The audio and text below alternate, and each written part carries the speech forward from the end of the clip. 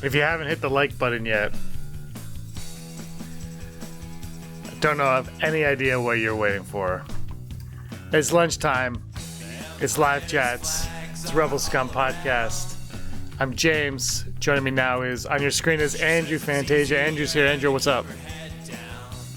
Hey, yeah, the like button has been sanitized. It is safe to touch. Barely. Barely. And also joining us is Brock. Brock's here. Brock, what up? Your openings are just getting better every day. I'm doing the old. If you haven't hit the like button, you gotta romance them first. You gotta hit the like. No, I'm doing the old school radio intros now, where the show just starts and the host just seems like bored, like 22 past the hour. 5 past. Yeah. We're live here. It's 11:57 a.m. 3 minutes to lunch. Taking an early lunch today. Gotta get back soon. So here we go. Rachel's already hit the like. Mr. Rez says, sweet. Stan Solo is here. We got a good one. Hi, Brock. Hey, Brock, says Rachel Alford. Nice. Hello. Yeah.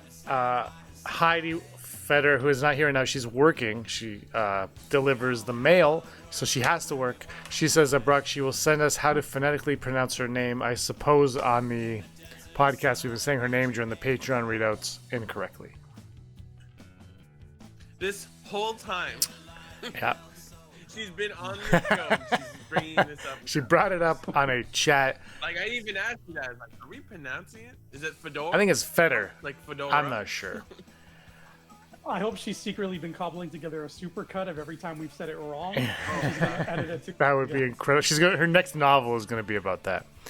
This is the Rebel Scum Podcast, Flying Casual Lunchtime Live Chat. We've done it all week for you here.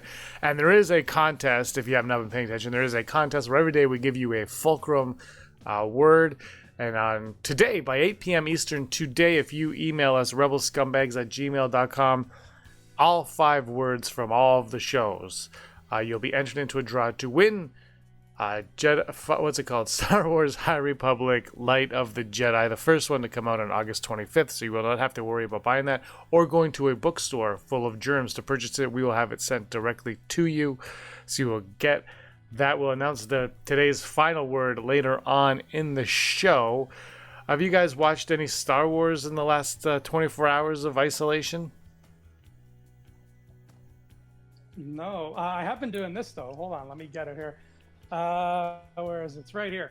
There I go. I'm back. So last year for my birthday, the Raziles got me this book. Oh, everyone brought this. Everyone mentioned this, by the way. Essential Guide to Warfare. Everybody, because you put it on the last Scavenger Scum, and everybody was disgusted that you didn't appreciate what Aaron and I got you.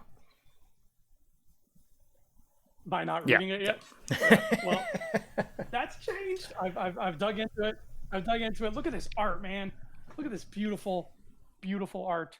This is a book full of this kind of stuff. So I've started it yesterday. I'm about 50 pages in now, and I'm having a grand old time. I like it a lot. It's not canon, but I don't care. Does it have to be canon to enjoy it? Like, honestly? No, not at all. And it talks about this really cool stuff that was like ancient times that's not canon anymore. And I'm like, if nobody's going to use that, I'm stealing it. They still own it, though. That's the funny thing. I looked on the Marvel app because I was like, how much Star Wars is on here? They even have like the Dark Horse stuff on there, and they've just photoshopped Marvel over Dark Horse. I'm like, that doesn't seem fair. But actually, there was Jason Fry wrote this book. And I can't find the actual quote here, but he threw in a little cheeky Simpsons reference in this. Because it's written like a history textbook, right? And it's talking about how, oh yeah, it's right here. It's on page 37. So if anybody owns this book, that's where you go. It talks about how there was a Mandalorian group took over this planet called like Jakelia or something. And the Mandalorians came and invaded. And he wrote this quote. And again, this is all written like a dry history textbook. And then all of a sudden you get this sentence. The Jakelians, for one, welcomed their new Mandalorian overlords. Andrew, can you repeat what the book is? Well played, Jason. Can you repeat that book one more time? It's called Star Wars, The Essential Guide to Warfare. It's from the 3rd generation of essential guides which was the nicest generation. Don't tell the first two I said that. I don't want to hurt their feelings. The first one was all black and white. It was kind of ugly, but I loved it still. But yeah, it's great and it's a lot of fun. And you can still, I've still seen these kicking around bookstores, so it's still in stock and easy to find. Yeah, it looks great. I don't know what you're complaining about. I voted for Free Vizsla. What about you, Brock? Any Star Wars in the last 24 hours? Oh, I've been rewatching Rebels, and if you're not rewatching Rebels, then why are you alive? That show is great, and I've seen that show, and I still watch it. I'm like, oh, I don't remember this at all. So it's like rewatching it for the first time. It truly is. I mean, I know he's going to do a lot with Mandalorian, but I think Rebels is Filoni's finest work. Wow, it's nothing against the Clone Wars. Fantastic show. Check out our show, Cloning Around, on Patreon. I swear we're making it now. First one will go up this weekend, or the Rebels, second or third will go up this weekend for everybody. Just so you know. But it's just like, it's a cartoon, and yet I love everything about Chopper and all. Like, Chopper is such a great character, and he's a robot that you can't understand. And I'm like, I love Star Wars. So I'm on season 3 now, where it's starting to really get good.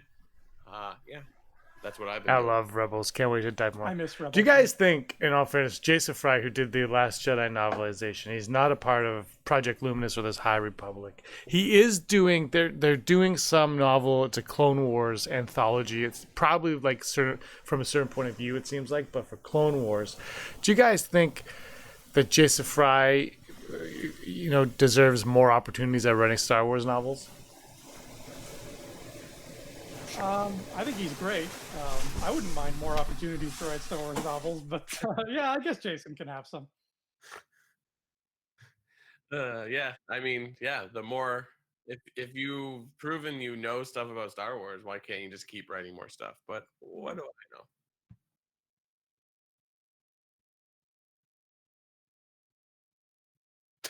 Okay.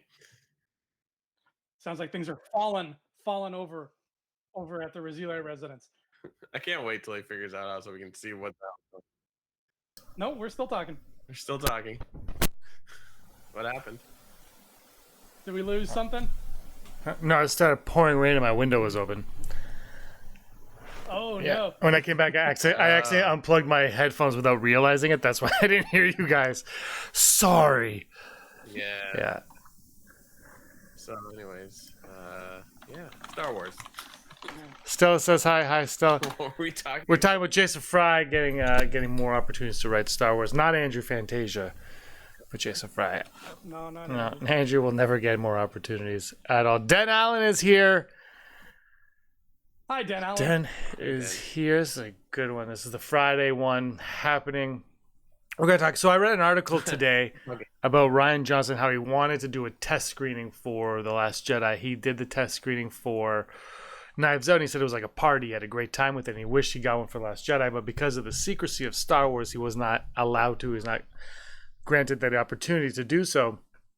And so it got me thinking, because sometimes, the one thing with Last Jedi that going into The Last Jedi that I think we all appreciated more than anything was, compared to The Force Awakens, we were seeing things. It was nothing massive, but everyone knows Rian Johnson had his camera on set. He took pictures and he was releasing those. And it seemed, even though The Last Jedi was shrouded in secrecy, it felt like it was less secretive and more like, yeah, there's porgs. Yeah, this is happening. Like, they showed you things. They introduced things to you. And I started thinking, do you guys think that at any point, Brock, I'll start with you, that Star Wars is maybe hurting because they try so hard to keep things secret instead of just letting it be? I understand, like, Baby Yoda's a great secret. You don't want people to see certain things like Dark Rey or Palpatine returning. All that makes sense. But just basic story beats, do you think they're too hard on themselves being secretive? No, I mean, that's the problem. Like, if you do test audience, they're gonna reveal everything, unless you get them to be like jury duty, where you're like, it's illegal for you to talk about what you see in this court. Like, I think there is a pressure of Star Wars where it always has to outdo itself, which is, I think, needs to go away, because it's like, at some point you're not gonna like what you see. That's up to you. And it's like, and we're talking about the love, like the group of fans like us, where it's like there are people that probably watch Star Wars and like that was a movie, and then live the rest of their lives, but they don't like it's. I don't think they should let that stop how they do things, because you can say what you want about Last Jedi or Rise of Skywalker, but they still made Mandalorian. I know one's a TV show, one's a Star Wars, but it's the same company. So like they're keeping things under wraps. It still works. It's just like people's opinions, and you can't control that, in my opinion. Haha. Fantasia. Okay. Is secrecy ruining Star Wars? I think my answer to that is yes, with a big old asterisk next to it. Because secrecy, just on its own, is actually making Star Wars more interesting. I'll never forget one of the most exciting moments of being a Star Wars fan in the Disney era for me was meeting up with you gentlemen at Square One the day after you all saw it, but I hadn't seen it yet. And you guys were gushing and all excited. And Mr. Brock Smink said something that I have never heard a Star Wars fan say in my lifetime. He said, I have so many questions. And that got me so thrilled. Yeah. And I think we owe the mystery box and the secrecy for creating that thrill.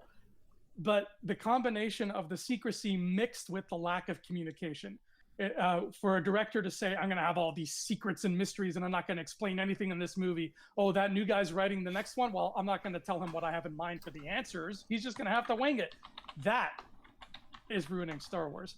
The idea of creating the secrecy and then making it take precedent over the story beats to the point where we get sort of a mismatched, imbalanced trilogy that weighs more heavily on the side of no information than actual information, that's ruining Star Wars. So have all the secrecy you want, but balance it out the right way professionally as a writer. Otherwise, you're going to make people upset. I would say that's what works with The Mandalorian, is to think of all the secrecy behind The Mandalorian, but you never really felt like there was a secret because they were like, nuts, but this bounty hunter.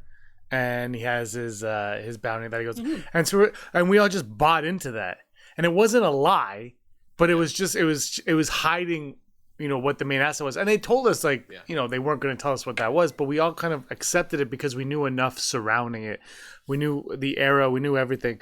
Whereas you look at The Force Awakens going in, why couldn't they tell us right off the bat that? And this isn't really even a gripe. This is just to go along with what we're saying, but Kylo Ren was Han and Leia's son.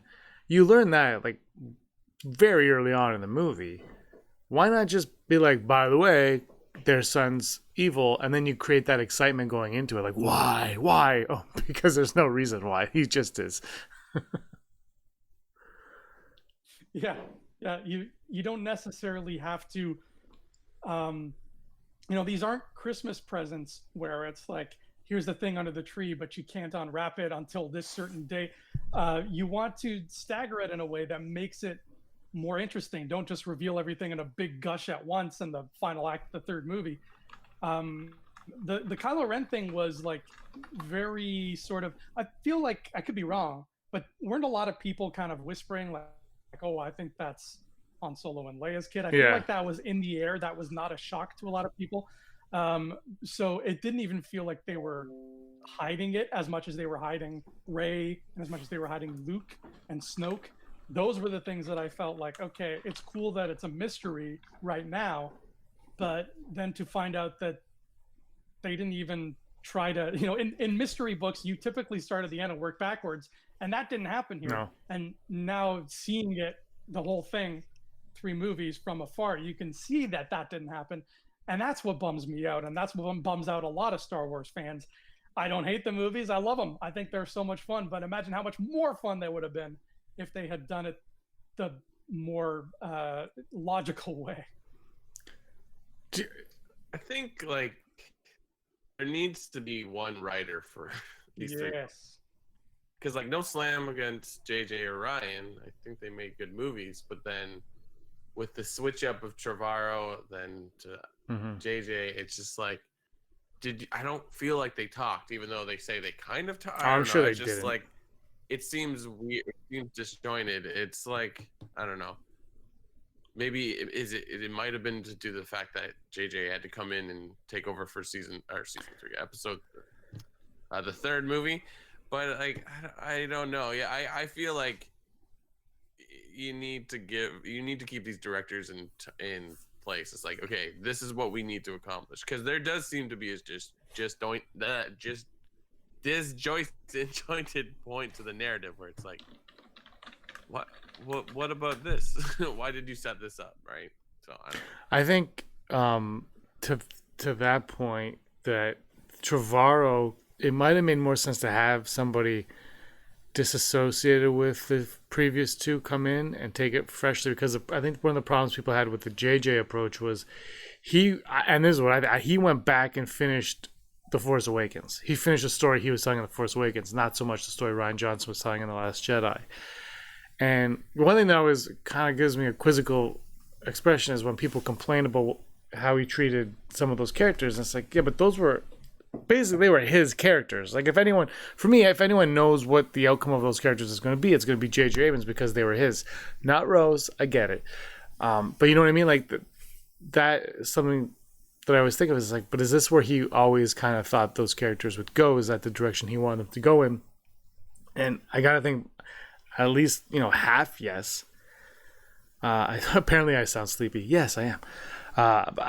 Do you guys think that the Luke, I am your father twist has basically ruined Star Wars for the rest of time?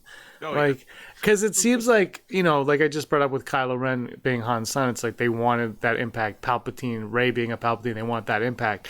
It's like you have to earn that impact. You just don't go in and give it to me. The one thing the prequels did that was great was there was like no real twists. They were just, here are the stories, deal with them. I mean, I've heard people didn't know that that She VP was the Emperor. Like, younger kids didn't know that when they watch it chronologically, which is cool. But it's, that Luke, I am your father just seems to really hang like a dark cloud over Star Wars. I like to think that the twist of the prequels is finding out Dexter has 2 more hands than I It's a huge twist. Huge twist. How is he gonna serve Jawa juice? Okay, like, come on, Andrew. That was what I thought. I looked at that restaurant. I was like, it's busy. They're on Coruscant. It's always packed. You're standing room only. How the hell is he serving so many people, maintaining the right quality? He's got to pay his bills. Oh, that's how. He's got 2 more hands. Mystery solved. Mystery solved. Unbelievable. Andrew Fantasia. Ow! The twins. Do you think Luke and Leia being twins also affects future Star Wars movies? The thing is so, because yesterday we were talking about what genre is Star Wars, and it was brought up space opera. And to me, that's Star Wars is a soap opera. And I think that's why they feel like everybody needs to be connected and whatnot. Speaking of space opera, wouldn't it be cool if somebody, like some Italian songwriter, wrote a full-on opera version of the Skywalker saga? Like, you can go to an opera house in Vienna and watch the whole thing unfold on stage. Oh, make it happen. It's like a La Nouveau Hope.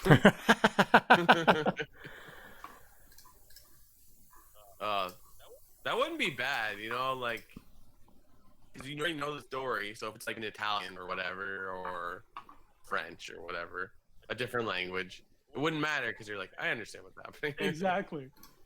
Think of how epic that Darth Vader "No" would be if it's all like.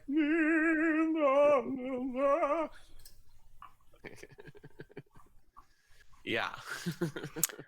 So what's up, Star Wars? Peter Shredder from Slash Film is saying it's been a really crappy week. Maybe an exciting Star Wars scoop would help. And then he says he's got the goods. So we could be looking at some Star Wars news coming. What do you guys think of that? Who said that? Peter Shredder from Slash Film. Legit. He's legit. He's legit. his name is legit Shredder. What? No, Peter Shredder. Is that a family name? Oh, Shredder. No, that'd be cool because like perhaps they could drop some Disney Plus content early because they announced today that Onward's going to be up in April. It's already out on digital, so I'm like, perfect. Release Mulan too. So like it would be wise. I think as much as movies won't have box office numbers right now, like put it out and like maybe that we can make a new rating of some sort now. I don't know, Andrew, what do you think? Star Wars news would be nice. I mean, Yeah. it feels like we've gone a long time without getting it, even though High Republic counts. It's just a smaller thing, so we tend to forget about it. But I would love some news, especially if, hopefully this isn't the case, but if things continue the way they are and they decide to be on the safe side to cancel Celebration, Yeah. drop that news as a consolation prize earlier than you plan. Make it a big thing. You can still have it be a big thing. Be like, hey, tune into the YouTube Star Wars channel at 9 p.m. tonight and watch what we're going to show you, and just show whatever they were going to show at the ginormous theater and wherever the hell, Anaheim. Yeah. Show it on YouTube. We'll be fine. Oh, yeah. We'll be here sanitizing our hands, watching God knows what, two guys, a girl, and a pizza place on Endor. Sure. Send it my way. You and your two guys are growing a piece of place. All right, it's time. Every day this week we have given you a fulcrum word. All you have to do is listen to each show, all five, although we didn't do it on Wednesday, but it's in the comments on Wednesday, pinned to the top. All you have to do is listen to all 5 shows for our fulcrum word of the day. Email us by 8 p.m. Eastern Time tonight, Friday, March 20th, tonight, at rebelscumbags@gmail.com. All 5 of the words, and the last word is Brock. You got that one? No, you didn't send it to me. I did. Andrew, what's the last word? Let me think. I did. Oh, you didn't send it to I me sent either. it. You sent me a picture of Times Square. Andrew, you have the word. I sent it to you. Times And Square. Brock, if you look at it, it says You today's sent me- lunchtime hold on. topic, and I tell you the topic, and then the code word. Nope, didn't get that. Yes, you did. Let me see. Hold on. I'm going to send you a pic. Where? I have today's lunchtime topic and the topic, but not the An- word. I'm going to search my Andrew, text I this sent week, you 'cause remember I sent you sent all me- of them, Andrew. The word today is midichlorians. yeah, it's midichlorians. Yeah. I love how you throw us in Google. I sent it to you. I didn't I sent it. I don't just know sent what you a you're talking screen about. cap. Oh, look at this. Yeah. I didn't get it though, James, is what I'm telling you. It's all part of this. That's great. This was a text from Monday. Brock I can't. just scrolled Well, back to Andrew, Monday. you got all of them. Brock wasn't available for all of them, so I sent him daily. And Oh, the truth comes out. well, yeah, you have to work and contaminate everybody in the house. Well, yeah. Everybody in the house that you live with, you have to contaminate. Yeah, I got that picture. I said good, and I didn't see your Yeah. There's nothing in between. Anyways, You jumped the gun. Anyway, Brock, we're going to do a live watch through of Droids and Ewoks with Patreon in the next coming weeks, while we're all trapped in here.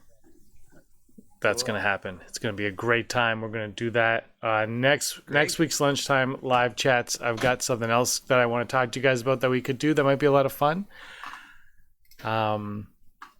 Anyway, these live chats have been a good time. My internet is about to crap out. I think the rain has stopped. I can't tell. It just looks like it looks terrible. So I can hear myself through So are you somebody's. telling us that you can see clearly now? Andrew, you know what we haven't heard today? We haven't heard your isolation song. You want me to change that for you? Yep. Cause it's just my isolation. This is what people come here for. Run away with me. This is why you come to this, a free Star Wars podcast. That's- that now you can't even get monetized because you ruined it with your singing. The bots are coming. The bots are coming. What do you guys do? What do you guys have on your plates for this weekend? Any Star Wars related fun activities going on?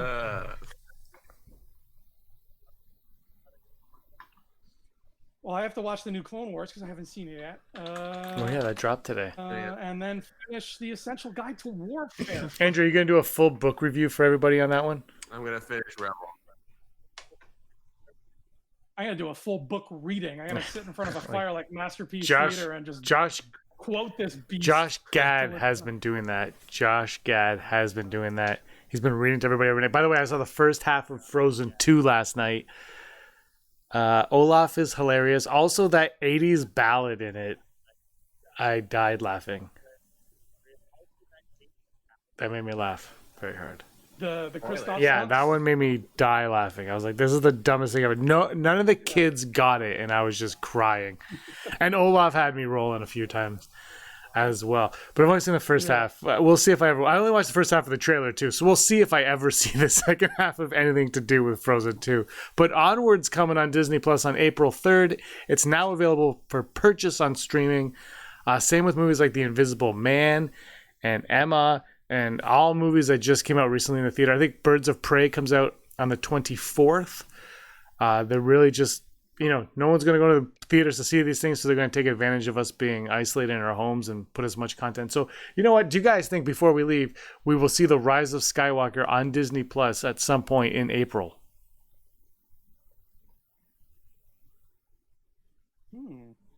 Maybe. I think. Let's say May 4th. Yeah, that'd be perfect. Yeah, but if the isolation is over by then, it won't be. If it is, May 4th would be absolutely perfect. I don't know when it's scheduled to come out on Disney Plus now. I don't know if they've even announced that yet, but I was thinking July, but Frozen came out 3 months early on Disney Plus, and now Onward's probably like 6 months early on Disney Plus. All right. Yeah, I think it's a good move.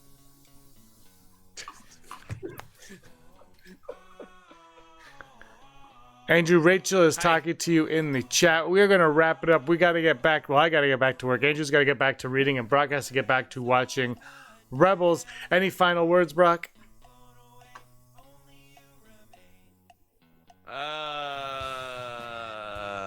Watch Star Wars on Disney Plus. I think I'm going to watch every piece of Star Wars content on there because we got time now. So let's All do the it. time in the world. Fantasia, anything left? I'm also excited to watch Star Wars stuff. I feel like I haven't dug into some Star Wars movies in a while. I got to watch Rebels today, but first I got chores around the house to do, and then once that's done, not Rebels, sorry, Clone Wars. Once that's done, it's Clone Wars time. And then probably Attack of the Clones time, because that's the best Star Wars. It's absolutely the best, and anybody that believes otherwise is absolutely wrong. It actually does the most for the franchise of all of them. Now that we've ticked everybody off, thanks so much for watching, everybody, for listening, for joining us on your lunch break today. Don't forget today's code word is, Brock, what is it? And you said midichlorians because you were always scum. Rebel Scum. Bye.